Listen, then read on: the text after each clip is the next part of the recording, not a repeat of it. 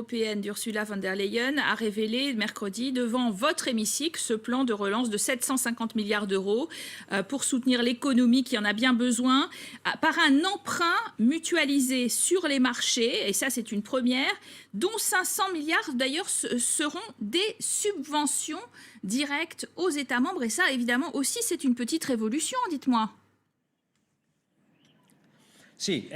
Oui, c'est vraiment un changement de braquet. Avant, il y avait une Europe qui précisait les conditions dans lesquelles devait se faire la reprise. Aujourd'hui, nous offrons des occasions à tous les pays, mais c'est aux États nationaux de se concentrer ensuite pour définir des objectifs et voir comment y arriver. Mais c'est vraiment un changement de braquet.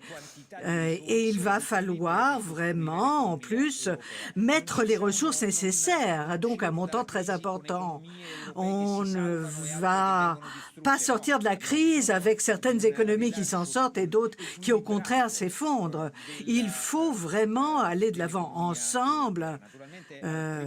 Bien évidemment, la première priorité, c'est l'emploi dans le nord, le sud, l'est et l'ouest. Il va falloir voir quelle sera l'ampleur définitive de la destruction d'emplois provoquée par le Covid-19.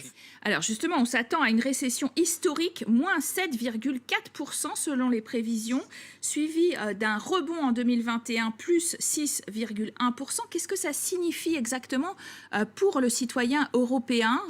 Nous avons vu peu à peu, à mesure que les semaines passaient, que la crise était gravissime pour tout le monde. Il n'y a pas d'économie nationale qui soit à l'abri de ce qui s'est passé et qui puisse le demeurer si on n'aide pas les autres économies à éviter l'effondrement complet.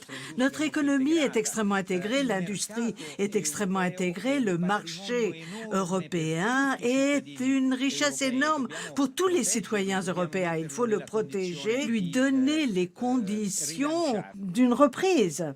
Alors, il y a quand même les pays frugaux. Il y a un sommet qui va être organisé entre les 27 le 18 juin. Et les Pays-Bas, l'Autriche, le Danemark et la Suède ont tendance à penser que les subventions, ce n'est pas un bon principe, qu'il faut seulement prêter aux États et qu'ils remboursent. Est-ce que vous pensez que ce plan a des chances d'être adopté par les 27 cette fois-ci? Voyez, après la présentation du plan, les pays qui ont évoqué des objections, les pays dits frugaux, ont commencé à réfléchir à la question.